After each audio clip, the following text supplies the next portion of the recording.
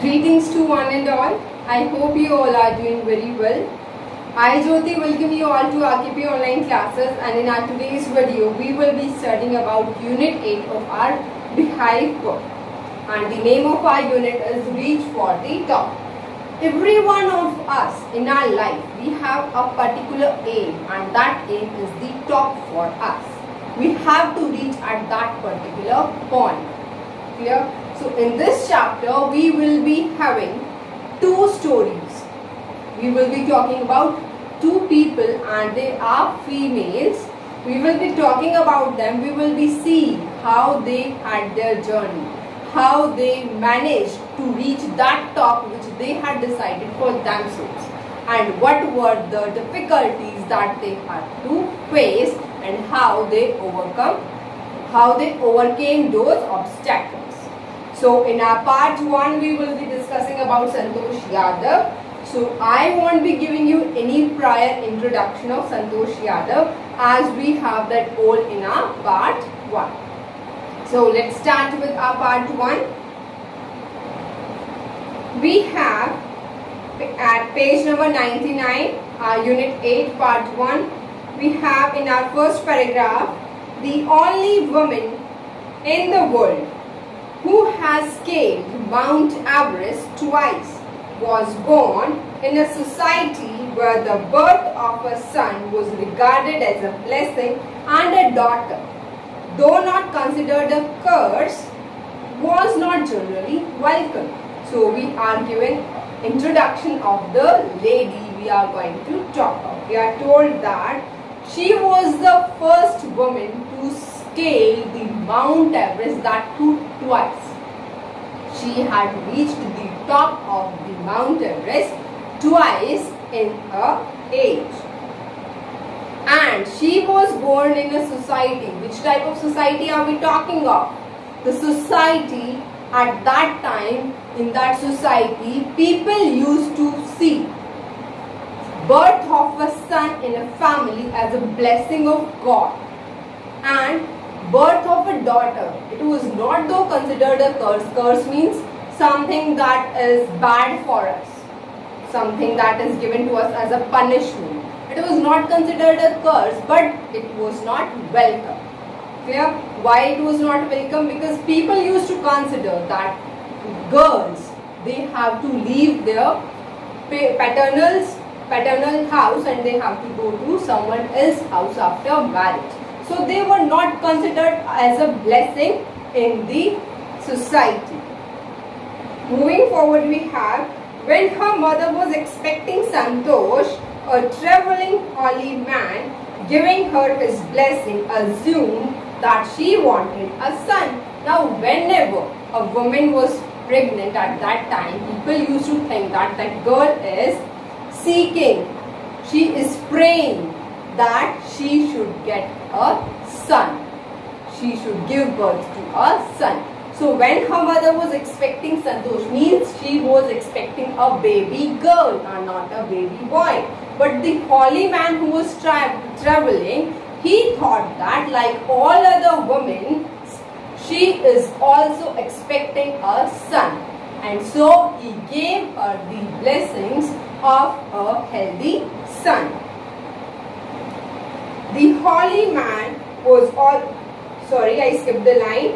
But to everyone's surprise, the unborn child's grandmother, who was standing close by, told him that they did not want a son. Now here, in the society where birth of a son was considered a blessing, in that society, not only the mother but also her mother-in-law, means the grandmother of Santosh Yadav, she told the holy man that they don't want a son in their family, they are expecting a baby girl.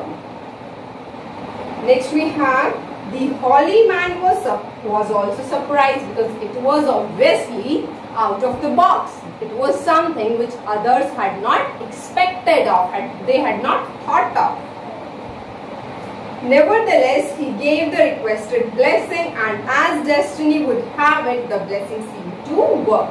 And as the grandmother told that they want a baby girl in their family, the holy man gave them blessing of a baby girl, and it seemed that the blessing worked as Santosh was born.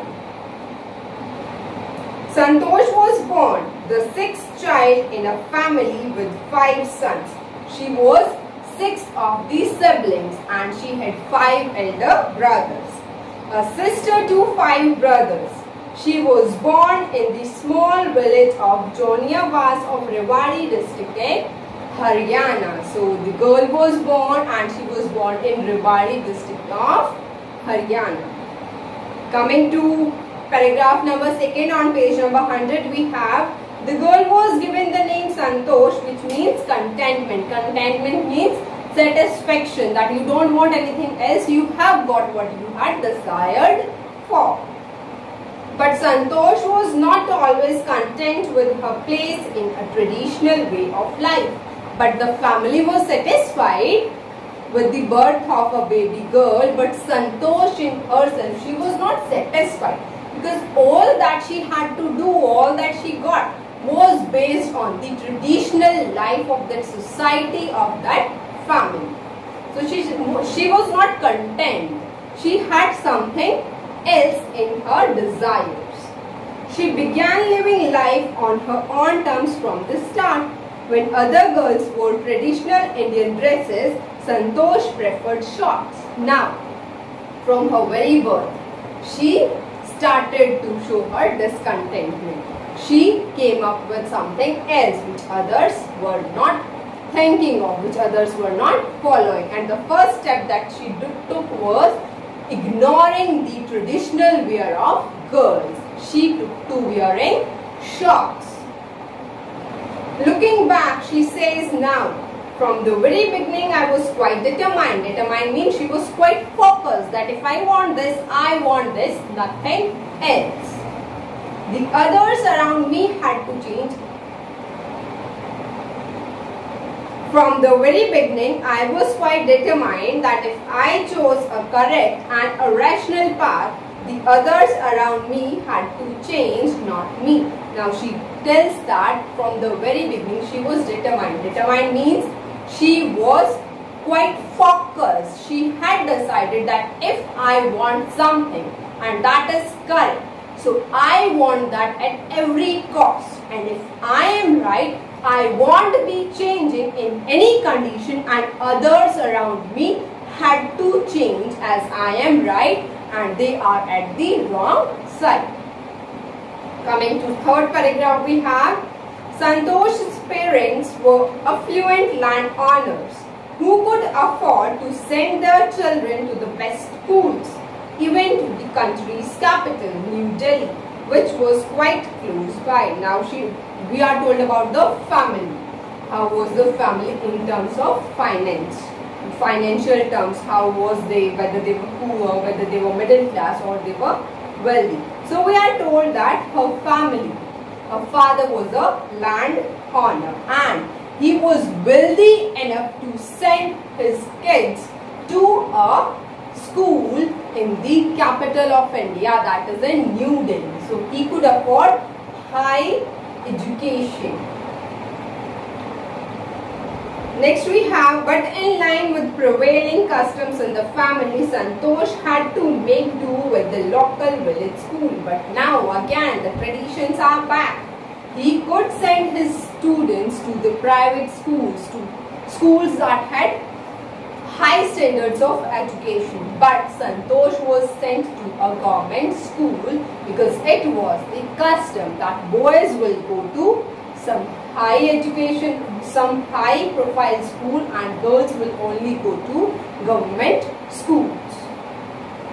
So she decided to fight the system in her own quiet way when the right moment arrived. Now she was quite intelligent, she was smart, she knew that now I am child, I can't bring forward my own terms of living because I have nothing to stand on. So she decided that she will fight for the things when she is able and means when she is drawn up, when she is educated, when she has something to prove her stand on. At that time she will stand against all these things, but at present she will remain quiet and follow all the things that she is told to do. So we have next, and the right moment came when she turned 16. So the moment was back. At 16, most of the girls in her village used to get married. Santosh was also under pressure from her parents to do the same. Now, as the custom says, earlier the girls were married at the age of 16 and she was also pressurized to do the same by her family. A marriage was as early as that was the last thing on her mind. Now, if we talk about Santosh, marriage was the last idea that was there in her mind. Means she had not thought of marriage till that point of time. She had other ideas, she had other plans for her life. She threatened her parents that she would never marry if she did not get a proper education. Now, she started putting her terms. She said that if you want me to get married, you will have to provide me proper education. And if they will not provide that, she will not marry in her whole life. She left home and got herself enrolled in a school in Delhi. Now she took a step for her plans. So she got herself enrolled for a school in Delhi. When her parents refused to pay for her education, she politely informed that for her plans to earn money by working part-time to pay her school fees, her parents then agreed to pay for her education. Now what she said, what her parents said, that you can go to any school but we won't be paying your fees. We won't be paying for your education. So what she said, it's okay, don't pay for my fee. I will do part-time job and I will pay for my education by myself. And this was the thing that when the family agreed to pay for her education. Wishing always to study a bit more and with her father slowly getting used to her urge for more education, Santosh passed the high school examination and went to Jaipur. She joined Maharani College and got a room in Kasturba Hostel.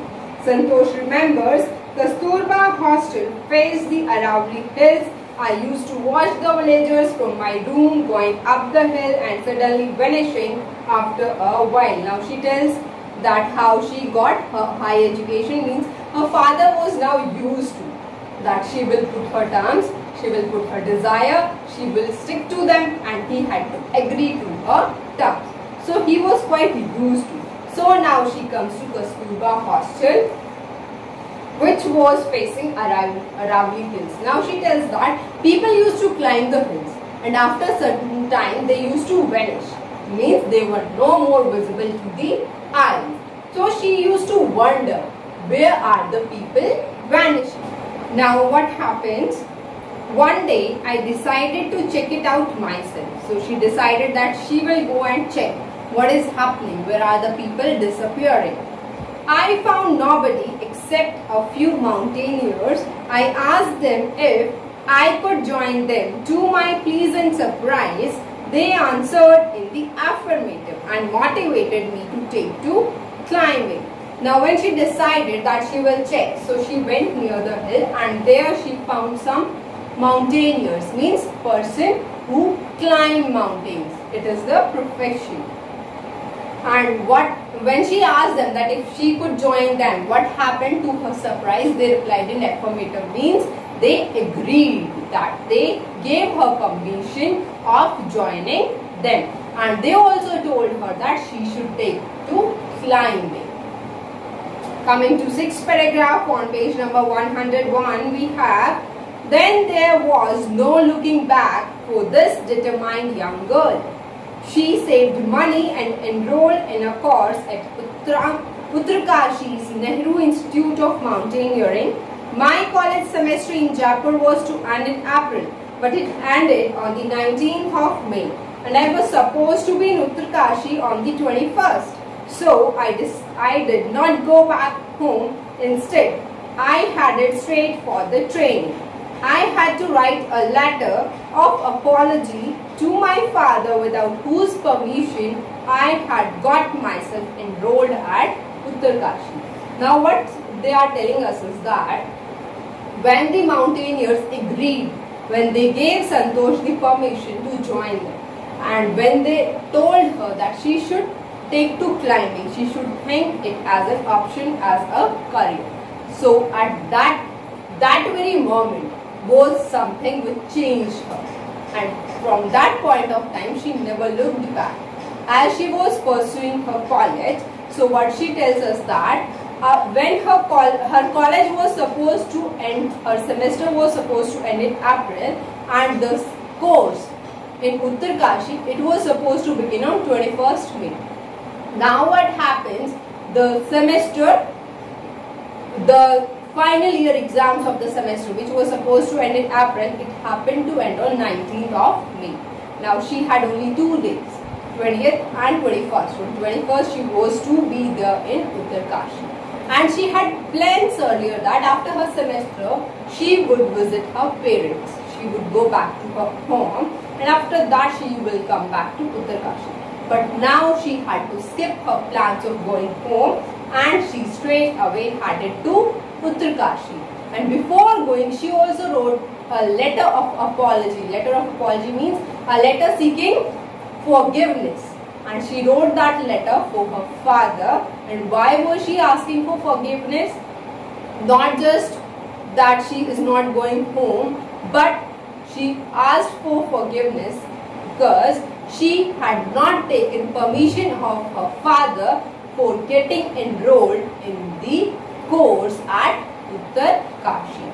So she wrote the letter to inform them that she had enrolled herself in that course and she is going to Uttarkashi and is not coming back at home.